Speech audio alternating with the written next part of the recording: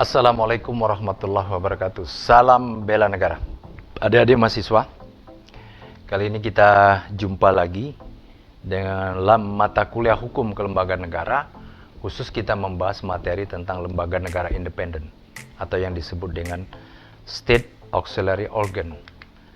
Nah, di Indonesia itu kita mengenal dua macam lembaga negara itu. Yang pertama adalah Constitutional State Organ, jadi organ negara sesuai dengan konstitusi. Yang kedua adalah State Auxiliary Organ, jadi lembaga negara independen. Nah, cirinya apa? Yang pertama, Constitutional State Organ. Dia memiliki kedudukan yang sangat jelas dalam ketatanegaraan, termasuk dalam konstitusi yang diatur. Kalau State Auxiliary Organ tidak memiliki kedudukan yang jelas. Nah, State Auxiliary Organ dapat ditentukan, bisa dibentuk, dia berdasarkan tergantung aturan pembentuknya. Jadi State Auxiliary Organ tergantung kaitan juga dengan independensi kelembagaannya. State Auxiliary Organ juga punya tugas dan fungsinya berbeda. Jadi ciri tiga inilah jadi aturan pembentukannya, kemudian independensi kelembagaannya dan tugas dan fungsinya yang membuat ciri dari lembaga negara independen. Nah, lembaga negara independen berkembang pesat saat ini. Setelah adanya reformasi sejak tahun 1998, lembaga ini dibentuk oleh presiden pada umumnya lebih banyak ataupun oleh Dewan Perwakilan Rakyat. Nah, terbentuknya lembaga negara independen ini karena apa? Karena kondisi birokrasi yang terdapat pada lingkungan pemerintahan dinilai tidak mampu lagi memenuhi kebutuhan masyarakat. Terhadap apa? Terhadap pelayanan umum dengan tentu pedoman kualitas mutu yang senantiasa meningkat. Jadi tuntutan masyarakat, solusinya dibentuklah negara independen.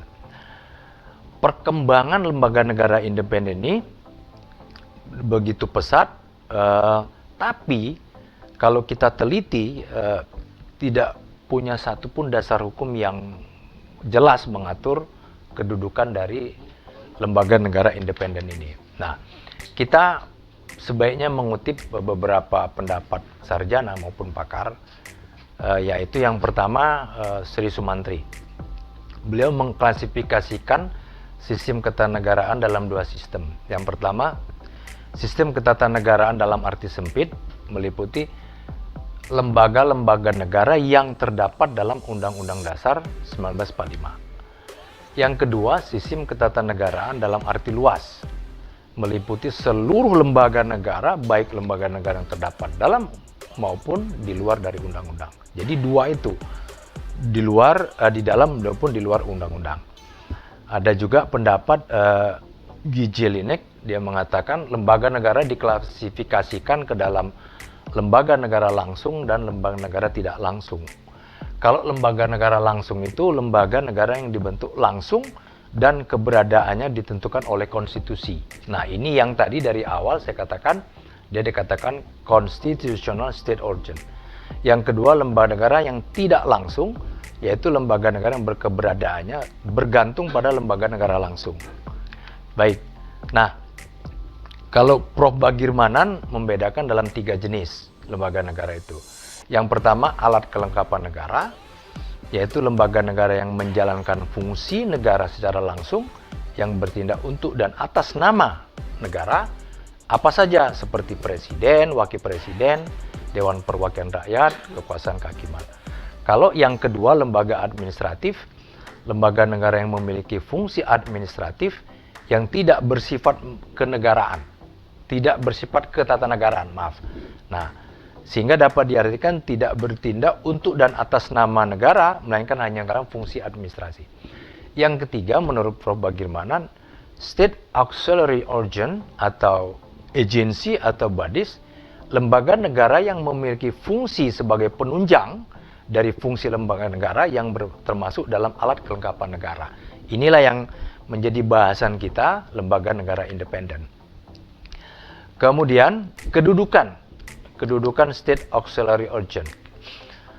Jadi kita tahu kedudukannya yang tadi, karena kan lembaga negara independen itu kedudukannya tergantung aturan pembentuknya. Nah, sekarang kita lihat kedudukannya yang berdasarkan undang-undang. Seperti Komnas HAM, itu berdasarkan undang-undang dibentuk. Komisi Pemilihan Umum, itu berdasarkan undang-undang. Komisi Yudisial, Komisi Perlindungan Anak Indonesia, Komisi Nasional Perempuan, Dewan Pers, Lembaga Perlindungan Saksi dan Korban, PPATK juga masuk, Pusat Pelaporan dan Analisis Transaksi Keuangan, juga Ombudsman Republik Indonesia. Tadi kalau kita dari awal saya sudah menyampaikan bahwa ketidakpuasan masyarakat terhadap layanan pemerintahan kepada masyarakat itu salah satu penyebab lahirnya Ombudsman Republik Indonesia. Jadi kalau ada instansi, ada lembaga yang melakukan malpraktek, yang melakukan maladministrasi, bisa dia mengajukan kepada Ombudsman Republik Indonesia. Nanti Ombudsman lah yang akan memproses, meluruskan, mengklarifikasi, dan sebagainya, sehingga pelayanan itu harus kembali sesuai dengan norma. Oleh karena itu, pelayanan pemerintah kepada masyarakat memang harus ada kejelasan, baik waktu, tahapan pelayanan, dan sebagainya. Nah, ada lagi lembaga negara independen yang berdasarkan undang-undang. Ini saya ambil contoh konkret, Lembaga Perlindungan Saksi dan Korban, LPSK. Itu diatur dalam Undang-Undang Nomor 13 2006 tentang perlindungan saksi dan korban. Di dalam Undang-Undang Nomor 13 2006 itu memang ada pasal yang menyebut bahwa untuk melakukan perlindungan saksi dan korban ini, maka dibentuk Lembaga Perlindungan Saksi dan Korban. Jadi kedudukannya jelas dibentuk karena undang-undang. Yang contoh yang undang-undang yang nomor 14 2008 ada lagi Komisi Informasi Publik. Undang-undang nomor 14 2008 dia dibentuk pada undang-undang Keterbukaan Informasi Publik. Lahirlah Komisi Informasi Publik. Dewan Pers juga dibentuk dari Undang-Undang nomor 11 tahun 96 tentang ketentuan pokok pers. Nah, ada lagi Komisi Pemberantasan Korupsi. Jadi dalam pasal 43 Undang-Undang nomor 31 tahun 99 tentang pemberantasan tindak pidana korupsi, yang kemudian ditegaskan kembali di dalam Undang-Undang nomor 30 tahun 2002 tentang Komisi Pemberantasan Tindak Pidana Korupsi. Jadi yang pertama itu bicara pemberantasan tindak pidana korupsi, kemudian dalam Undang-Undang nomor 3 2002 langsung judulnya Komisi Pemberantasan Tindak Pidana Korupsi. Kemudian direvisi kembali dengan Undang-Undang nomor 19 tahun 2019 tentang perubahan kedua Undang-Undang nomor 30 2002. PPATK sudah tadi tentang pencegahan dan pemberantasan tindak pidana pencucian uang, diatur dalam Undang-Undang nomor 8 tahun 2010.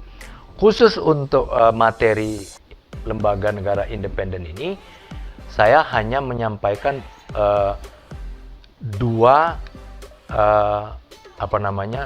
saja, yaitu tentang kita membahas tentang KPK dan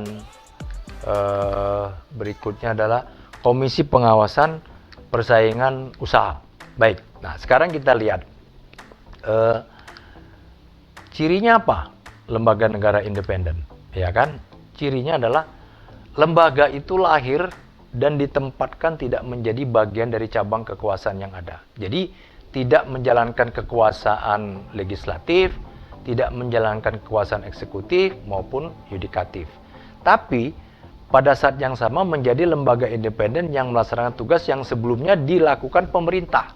Jadi hampir sebagian besar lembaga negara independen ini dalam dulunya tugas-tugasnya dilaksanakan oleh pemerintah. Berarti dalam cabang eksekutif, ya, kekuasaan eksekutif. Nah, ciri yang berikutnya, proses pemilihan anggotanya melalui seleksi, bukan oleh political appointee, jadi bukan melalui pemilihan umum dan sebagainya. Kemudian proses pemilihan dan pemberhentiannya hanya bisa dilakukan berdasar pada mekanisme yang ditentukan oleh aturan yang mendasarinya. Jadi kalau undang-undangnya sudah harus mengatur bagaimana pemilihan dan pemberhentian anggotanya. Kemudian ciri yang keempat adalah kepemimpinannya yang bersifat kolektif dan kolegial dalam pengambilan setiap keputusan. Makanya cirinya, misalnya di KPK dan KPPU, KPK itu bukan kepala KPK, tapi dia ketua Komisi Pemberantasan Korupsi. Ketua. Kata ketua, ada wakil ketua. Ada wakil ketua dan semuanya yang terpilih itu wakil ketua. Itu menunjukkan dia kolektif kolegial. Beda dengan kalau jabatan yang dikepalai, itu berbeda. Jadi misalnya kepala badan, dia punya fungsi manajerial, punya fungsi manajerial dan bisa memerintah dan sebagainya. Tapi kalau lembaga independen itu dia disebut ketua karena cirinya bersifat kolektif kolegial. Kemudian bukan merupakan lembaga negara utama, jadi ciri yang kelima. Kemudian memiliki kewenangan yang bersifat self-regulated. Jadi lembaga itu bisa mengeluarkan aturan sendiri yang juga berlaku secara umum, bisa mengikat umum. Kemudian yang ciri berikutnya memiliki basis legitimasi di aturan baik di konstitusi atau undang-undang. Nah, adanya basis legitimasi ini kemudian dibentuk dengan, meskipun dia dibentuk dengan undang-undang untuk lembaga yang ada di konstitusi dan di peraturan pemerintah untuk lembaga yang ada di undang-undang. Nah, ini kita lihat KPK ya. Yang pertama, contoh yang pertama, Komisi Pemberantasan Korupsi. Tadi sudah dikemukakan Undang-Undang terakhir nomor 19 2019. Nah, lewat aja. Nah, pembentukan, nah di sini disebutkan di pasal 2, dengan undang-undang ini dibentuk Komisi Pemberantasan Tindak Pidana Korupsi, yang untuk selanjutnya disebut Komisi Pemberantasan Korupsi KPK. Jadi disingkat, tindak pidananya dihilangkan menjadi Komisi Pemberantasan Korupsi. Pasal berikutnya mengatakan bahwa Komisi Pemberantasan Korupsi adalah lembaga negara yang dalam melaksanakan tugas dan wewenangnya bersifat independen. Kembalikan lagi kepada ciri tadi, masuk. Bersifat independen, cocok.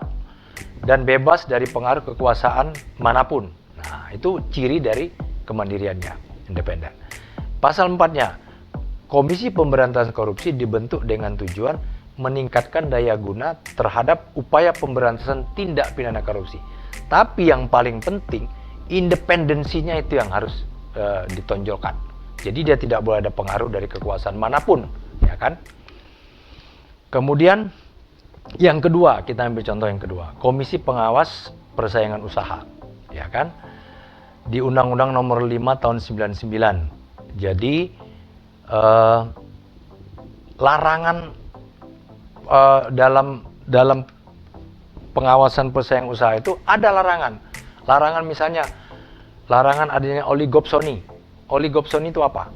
Pelaku usaha dilarang membuat perjanjian dengan pelaku usaha lain yang bertujuan untuk bersama-sama menguasai pembelian atau penerimaan pasokan agar dapat mengendalikan harga atas barang atau jasa dalam pasar yang bersangkutan.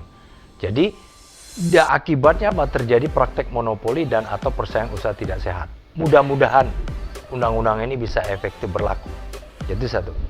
Kedua, antara lain pelaku usaha patut diduga atau dianggap secara bersama-sama menguasai pembelian atau penerimaan pasokan apabila 2 atau 3 pelaku usaha atau kelompok pelaku usaha menguasai lebih dari 75% pangsa pasar satu jenis barang jasa atau jasa tertentu. Jadi dari 2 itu ya monopoli dan oligopsoni, kemudian pelaku usaha berkomplot untuk menguasai pasar, makanya jadi penting undang-undang larangan cut. Okay. Nah, jadi untuk mengawal undang-undang ini, maka di pasal 30 dinyatakan bahwa untuk mengawasi pelaksanaan undang-undang ini dibentuk Komisi Pengawas Persaingan Usaha yang selanjutnya disebut komisi. Nah, di sini KPPU itu adalah lembaga independen. Ingat kembali, lembaga independen. Sudah jelas dinyatakan dalam undang-undang. Yang terlepas dari pengaruh dan kekuasaan pemerintah serta pihak lain. Kemudian komisi bertanggung jawab kepada presiden. Nah, ini nanti bisa dipelajari dalam undang-undang nomor 5 tahun 99 tentang larangan praktek monopoli dan persaingan usaha tidak sehat. Di situ juga diatur tentang tugas-tugas KPPU, Komisi Pengawasan Persaingan Usaha. Baik, saya kira itu materi kita hari ini. Silakan adik-adik kalau ada pertanyaan silakan ditulis pada kolom komentar dan jangan lupa like, comment, and subscribe pada channel YouTube Fakultas Hukum UPN, Veteran Jakarta. Salam bela negara. Assalamualaikum warahmatullahi wabarakatuh.